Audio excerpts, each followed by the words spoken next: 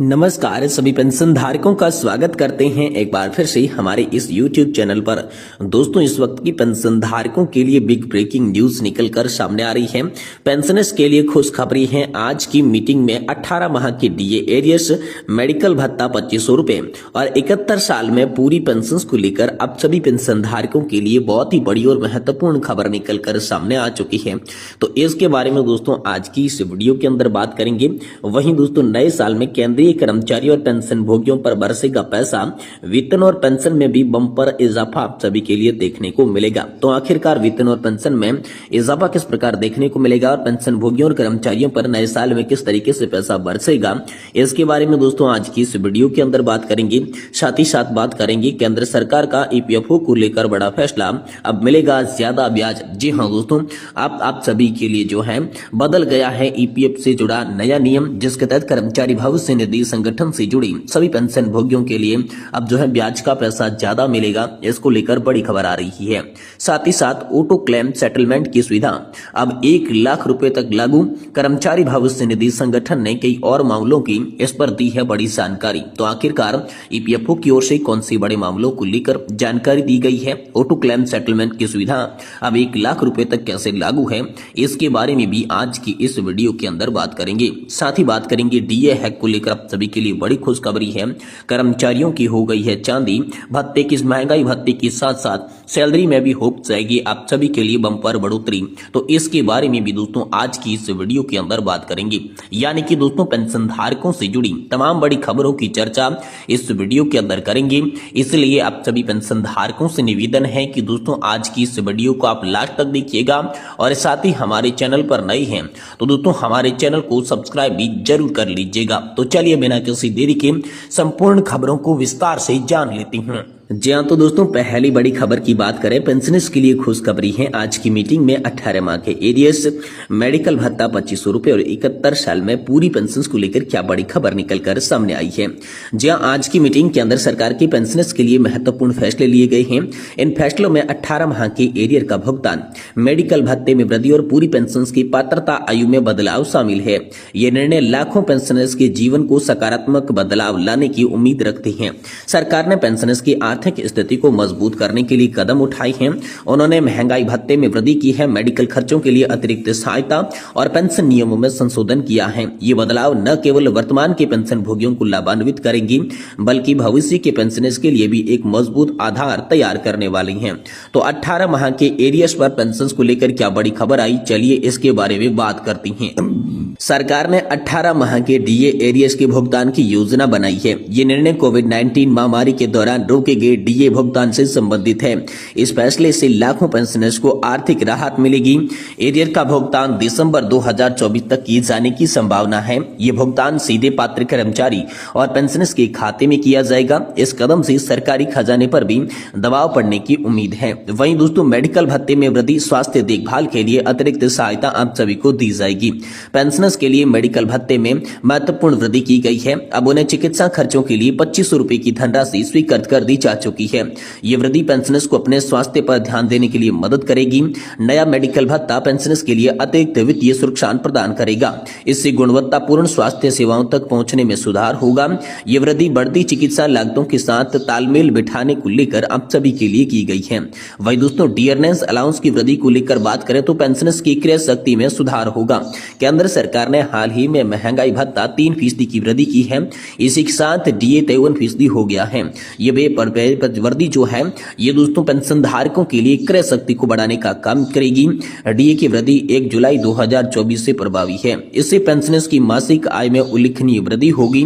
ये वृद्धि मुद्रास्फीति के प्रभाव को कम करने में आप सभी की सहायता करेगी। तो ये बड़ी खबर दोस्तों हाल फिलहाल में आप सभी के लिए निकलकर सामने आ रही है। वहीं दोस्तों केंद्र सरकार का ईपीएफओ को लेकर बड़ा फैसला, अब मिलेगा ज्यादा ब्याज। जी हाँ दोस्तों, केंद्र सरकार का कर्मचारी भविष्य निधि संगठन को लेकर बड़ा फैसला है।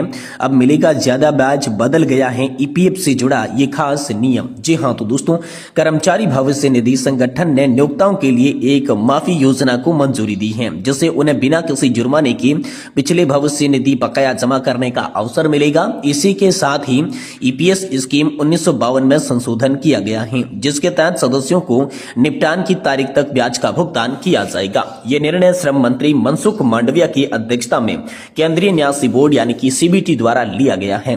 श्रम मंत्रालय की ओर से जारी बयान में बताया गया है कि ये माफी योजना 2024 की सिफारिशें सरकार से की गई है, जिससे नियोक्ताओं को यहाँ पर बड़ी राहत मिलने वाली है। इस योजना का उद्देश्य नियोक्ताओं को बिना दंड या कानूनी परिणामों का सामना किए पिछले गैर अनुपालन को स्वेच्छा से उजागर करने और बकाया जमा करने के लिए प्रोत्साहन करेगी। इसे अपनाने के लिए नियोक्ता को एक साधारण ऑनलाइन घोषणा की आवश्यकता होगी, जिससे वे योजना का लाभ उठा सकते हैं और अपनी स्थिति को यहाँ पर जो है वो सुधार सकती हैं। इस योजना का उद्देश्य कर्मचारियों की सामाजिक स्थिति को यहाँ पर जो है मजबूत करने का है। ये पहल रोजगार से जुड़े प्रोत्साहन को लागू करने में सहायता करेगी, जिसकी घोषणा वित्तीय वर्ष 2024-25 के बजट में की गई आप सभी के लिए थी।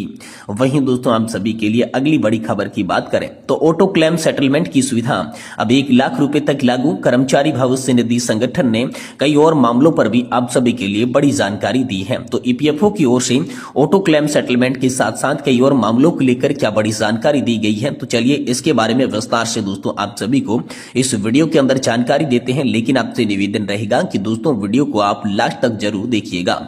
देखिए दोस्तों, केंद्रीय श्रम और रोजगार मंत्री मनसुख मांडविया की अध्यक्षता में हुई सेंट्रल बोर्ड ऑफ ट्रस्टीज यानी कि सीबीटी की 236वीं बैठक में कई बड़े मुद्दों पर जानकारी साझा की गई है। इस बैठक में कर्मचारी भविष्य निधि संगठन की तरफ से बताया गया कि ऑटो क्लेम सेटलमेंट की सुविधा की सीमा को 50,000 रुपये से बढ़ाकर 1 लाख रुपए कर दिया गया है। इसी के साथ ही जानकारी दी गई है कि इस वित्तीय वर्ष में 1.15 करोड़ रुपए ऐसे क्लेम थे जिन्होंने ऑटो मोड द्वारा सेटल किया गया है। यहां तक कि नवंबर महीने में रिजेक्शन से रेट घटकर 14% ही रह गया है। वहीं सेंट्रल बोर्ड ऑफ ट्रस्टीज की 236वीं बैठक में कर्मचारी भविष्य निधि संगठन की तरफ से बताया गया कि वित्तीय वर्ष 2023-24 में 1.82 यहाँ पर लाख करोड़ रुपए से 4.45 करोड़ रुपए क्लेम सेटलमेंट किया गया। वहीं मौजूद वित्तीय वर्ष की बात करें तो अब तक 1.97 लाख करोड़ की यहाँ पर 3.88 लाख करोड़ को ईपीएफओ क्लेम द्वारा सेटलमेंट किया जा चुका है। वहीं ब्याज को लेकर भी यहाँ पर बड़ी बात आप सभी के लिए कह दी जा चुकी है। आपको बता दें कि सीबीटी ने ईपीएफओ 1952 के पैराग्राफ 60B के तहत एक महत्वपूर्ण संशोधन को मंजूरी दी है। दरअसल अब महीने की तारीख तक सेटलमेंट किए क्लेम के लिए ब्याज का भुगतान केवल पिछले महीने के अंत तक ही किया जाएगा, लेकिन संशोधन के बाद अब ब्याज का भुगतान सेटलमेंट की तारीख तक नवंबर को किया जाएगा। ये बड़ी खबर दोस्तों आप सभी के लिए निकलकर सामने आ रही है। वहीं दोस्तों आप सभी के लिए डीए हैक को लेकर बड़ी खबर निकलकर सामने आ रही है। पिछले काफी समय से देश के 1 करोड़ से ज्यादा केंद्रीय कर्मचारी और पेंशन भोगी 8वें वेतन आयोग को लेकर इंतजार कर रही हैं। आज इस खबर में हम आप सभी के लिए लेटेस्ट अपडेट की जानकारी साझा करेंगे, जो केंद्रीय कर्मचारियों की निगाहें प्रधानमंत्री मोदी पर टिकी हुई है। देखना है कि उनकी तरफ से कब 8वें वेतन आयोग को लेकर ऑफिशियल रूप से कोई बड़ा ऐलान किया जाता है। 7वें वेतन आयोग लागू हुए कई साल हो गए हैं। आमतौर पर 10 साल से नया वेतन आयोग लागू किया जाता है। 8वां वेतन आयोग जनवरी 2026 से लागू होना है। ऐसे में इससे जुड़ा हुआ सवाल उठ रहा है कि 8वां वेतन आयोग बनता है, वहीं वेतन व पेंशन बढ़ोतरी बढ़ाने की जो है सिफारिशें की जा सकती है। कर्मचारी भी ये जानने के इच्छुक है कि उनकी सैलरी और पेंशन में कितना इजाफा होने वाला है। अभी सरकार की तरफ से 8वें वेतन आयोग को लेकर ऑफिशियल सूचना नहीं दी गई है, परंतु 1 फरवरी 2025 को पेश होने वाले आम बजट पर सरकार की तरफ से इसको लेकर बड़ा ऐलान करने की उम्मीद सभी पेंशन धारकों के लिए जताई जा रही है। संयुक्त सलाहकार समिति की राष्ट्रीय परिषद ने सरकार ने 8वें वेतन आयोग के साथ फिटमेंट फैक्ट बढ़ाने की भी मांग दोस्तों आप सभी के लिए कर डाली है, जो कि दोस्तों फिटमेंट फैक्ट 2.57 थी, जिसके बाद बढ़ाकर 2.86 की जाने की मांग अब आप सभी के लिए हो रही है। तो ये बड़ी खबर है दोस्तों इस वक्त हम सभी पेंशन धारकों के लिए निकलकर सामने आ रही है।